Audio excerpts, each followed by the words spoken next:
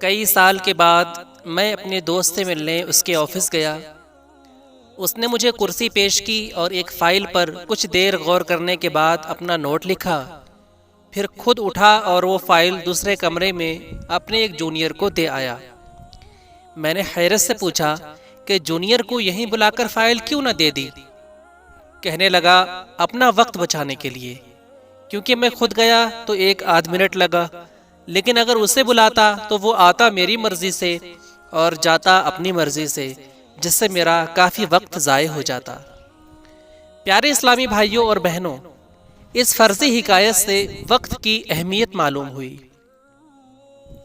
وقت کی دولت امیر غریب سست چست سب کو یکساں ملتی ہے۔ کسی کا منٹ 70 سیکنڈ یا گھنٹہ 65 منٹ کا نہیں ہوتا، بلکہ ہر ایک کے لیے 1 منٹ 7 سیکنڈ، 1 گھنٹہ 60 منٹ اور 1 دن 24 گھنٹے پر مشتمل ہوتا ہے۔ پھر کیا وجہ ہے کہ کوئی کم وقت میں زیادہ کام کر لیتا ہے اور دوسرا وقت کی کمی کا رونا روتا رہتا ہے؟ فرق اتنا ہے کہ جو شخص اپنے سیکنڈز ضائع کرتا ہے اس کے منٹ بیکار ہونے لگتے ہیں، اور جو 1 منٹ کی قدر نہیں کرتا روزانہ کی بنیاد پر کئی گھنٹے ضائع کر بیٹھتا ہے۔ اس کے برعکس جو اپنا 1 منٹ بچاتا ہے اس کا وقت ضائع ہونے کا سوال ہی پیدا نہیں ہوتا، یوں وہ زیادہ کرنے میں کامیاب ہو جاتا ہے۔ آئیے دیکھتے ہیں کہ وقت کس طرح ضائع ہوتا ہے۔ موبائل فون کا کثرت سے استعمال۔ ایک وقت تھا کہ موبائل فون مہنگا تھا اور اس کی سم بھی، اور کال سننے کے بھی پیسے لگتے تھے تو لوگوں کا وقت کم ضائع ہوتا تھا۔ پیکیج کم ترین ریٹ پر دستیاب ہو جاتے ہیں، جس کی وجہ سے اب ضروری فون کالز کے ساتھ ساتھ گھنٹوں لمبی گفتگو بھی کی جاتی ہیں۔ فون کرنے والا سمجھتا ہے کہ مجھے یہ گفتگو بہت سستی پڑی، لیکن اس طرف توجہ نہیں جاتی کہ کتنا قیمتی وقت ضائع ہو گیا۔ پھر یہ گفتگو کتنی فضول، کتنی گناہوں مثلاً غیبت، تہمت اور چغلی پر مشتمل اور کتنی جائز ہوتی ہے، اس کا اندازہ بھی وہی کر سکتا ہے جو علم دین سے مالا مال ہونے کے ساتھ ساتھ حساس یعنی سینسٹیو بھی ہو۔ یاد رکھیے کہ فون کال سستی ہو یا مہنگی، آپ کا وقت انمول ہے، کیونکہ جو لمحہ گزر گیا وہ لاکھوں روپے دے کر بھی واپس نہیں لیا جا سکتا۔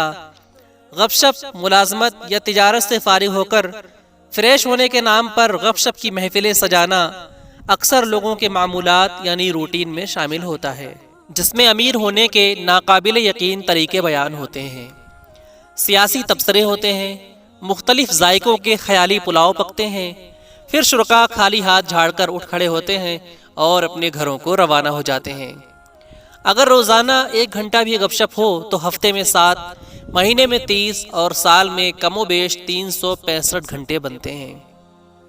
ہوٹلنگ۔ گھر پر کھانا پکانے کی سہولت ہونے کے باوجود فیملی یا دوستوں کے ساتھ چھٹی کے دن ہوٹل میں کھانا کھانے کی عادت بھی بعضوں میں ہوتی ہے۔ گھر پر کھانا کھانے میں شاید آدھا گھنٹہ لگتا ہو، لیکن ہوٹلنگ میں 2 سے 2.5 گھنٹے لگ جاتے ہیں۔ پھر گھر میں پکا ہوا کھانا تحفظ صحت کے پیش نظر اچھے آئل، ستھری پیاز اور لہسن اور معیاری مرچ وغیرہ پر مشتمل ہوتا ہے، جبکہ ہوٹلوں میں پکنے والا کھانا چٹپٹا اور مزیدار تو ہوتا ہے، لیکن اس میں شامل چیزیں کتنی معیاری یا غیر معیاری ہوتی ہیں، کبھی غور کرے تو پتہ چلے۔ پھر ہوٹل والوں کو تو اپنا کھانا بیچنے سے مطلب ہوتا ہے، آپ کی صحت کی پرواہ تھوڑی ہوتی ہے۔ انٹرنیٹ۔ وقت تب بھی ضائع ہوتا تھا جب انٹرنیٹ نہیں تھا، اب جس کے پاس نیٹ کی جتنی سپیڈ ہوتی ہے اتنی تیزی سے اس کا وقت ضائع ہونے کا چانس بڑھ جاتا ہے۔ کافی لوگوں کو اس کا تجربہ ہوگا کہ ایک چیز کے بارے میں ضروری معلومات حاصل کرنے کے لیے نیٹ کھولا تو تہ در تہ اترتے چلے گئے اور گھنٹوں گزر گئے، مگر وقت گزرنے کا احساس ہی نہ ہوا۔ جب ہوش آیا تو پتا چلا کہ ہمارا کام تو 2-3 منٹ کا تھا۔ شوقیہ شاپنگ۔ غریب آدمی تو روزانہ یا ماہانہ کی بنیاد پر کماتا، خریدتا اور کھاتا ہے، لیکن جس کے پاس پیسے زیادہ ہوتے ہیں وہ آئے دن شاپنگ کے نام پر خریداری کو بھی تفریح بنا لیتا ہے۔ اس کو یہ پتا نہیں ہوتا کہ مجھے کیا خریدنا ہے اور نہ یہ پرواہ کہ کتنی رقم خرچ ہوگی۔ ایسے لوگ کسی بڑے سپر اسٹور میں داخل ہوتے ہیں اور جو پسند آیا اسے خریدنے کی کوشش کرتے ہیں۔ اسٹور والے بھی سیانے ہوتے ہیں، وہ شروع میں دلچسپ آئٹم رکھتے ہیں تاکہ گاہکی بڑھے۔ گھریلو راشن کہیں کونے کھانچے یا تہخانے میں ہوتا ہے۔ اگر گھر سے ہی اشیاء ضرورت کی لسٹ بنا لی جائے اور اس کی پابندی کی جائے تو وقت کے ساتھ ساتھ رقم بھی بچ سکتی ہے۔ دعوتوں میں شرکت، جن کا حلقہ احباب یعنی فرینڈ سرکل وسیع ہوتا ہے، انہیں شادی، ولیمے وغیرہ کی دعوتوں میں زیادہ شرکت کرنا پڑتی ہے۔ دعوت بتائے گئے وقت پر شروع ہو جائے یہ بہت کم ہوتا ہے۔ 10 بجے کا وقت دیا گیا ہے تو 12 بجے شروع ہوگی، پھر ختم ہوتے ہوتے 2 بج جاتے ہیں۔ کب شرکاء گھر پہنچیں گے، کب سوئیں گے، نماز فجر کا کیا ہوگا، اگلے دن نوکری یا کاروبار سے چھٹی ہو جائے گی، ان سب باتوں کی پرواہ میزبان کو ہونا دشوار ہے۔ حیرت اس پر ہے کہ شرکاء کی توجہ بھی اس جانب نہیں ہوتی، انہیں تو اس وقت دعوت کے سوا کچھ دکھائی نہیں پڑتا۔ اس طرح کی ایک دعوت 4 سے 5 گھنٹے صرف کروا دیتی ہے، حالانکہ اصل مقصد آدھے گھنٹے میں پورا ہو جاتا ہے۔ ملاقاتیں، ہم معاشرے سے کٹ کر نہیں رہ سکتے ہیں، لیکن ہر ملاقات ضروری نہیں ہوتی۔ اگر ہم اپنی غیر ضروری ملاقاتوں پر قابو پا لیں تو بھی ماہانہ کئی گھنٹے بچ سکتے ہیں۔ تفسیر، حدیث، تاریخ اور دیگر علوم و فنون پر سینکڑوں کتابیں لکھنے والے بزرگ امام ابن جوزی رحمۃ اللہ علیہ فرماتے ہیں، اگر میں لوگوں سے بالکل الگ تھلگ رہوں تو بھی مناسب نہیں کہ اس سے ان سے محبت کا تعلق بالکل ختم ہو جاتا ہے، اور اگر ان سے لا یعنی ملاقاتوں کا سلسلہ قائم رکھوں تو اس میں وقت کا ضائع اور نقصان ہے۔ پیارے اسلامی بھائیوں، اس کے علاوہ سیر و تفریح، کم اہم کام میں مصروفیت، بستر پر بیکار پڑے رہنا، درجنوں ایسی باتیں ہیں جو وقت کو ضائع کرنے کا سبب بنتی ہیں۔ جو وقت گزر گیا اسے ہم واپس نہیں لا سکتے، جو وقت موجود ہے اسے بچا لیجئے تو آنے والا وقت بہتر گزرے گا۔ ہم کیسے نادان ہیں کہ اگر کوئی ہمارا مال چھین لے تو ہمیں غصہ بھی آئے، افسوس بھی ہو، لیکن کوئی ہمارا وقت بیکار میں لے جائے تو ہمیں نقصان کا احساس بھی نہ ہو۔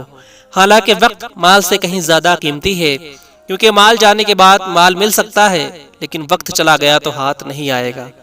اللہ پاک ہمیں وقت کا قدردان بنائے، آمین، بجاہ النبی الامین صلی اللہ تعالی علیہ وسلم۔ پیارے دوستو، امید کرتا ہوں کہ آپ کو یہ ویڈیو پسند آئی ہوگی۔ اگر ویڈیو پسند آئی ہو تو اسے اپنے دوستوں کے پاس ضرور شیئر کریں۔ اگر آپ نے ابھی تک ہمارے چینل ون فور امت کو سبسکرائب نہیں کیا ہے تو ابھی ریڈ بٹن کو پریس کر کے بیل آئیکن ضرور پریس کر دیں تاکہ آنے والی مزید ویڈیوز کا نوٹیفیکیشن آپ کو سب سے پہلے مل سکے۔ تو پیارے دوستو، ملتے ہیں ایک اگلی ویڈیو کے ساتھ، تب تک کے لیے خدا حافظ۔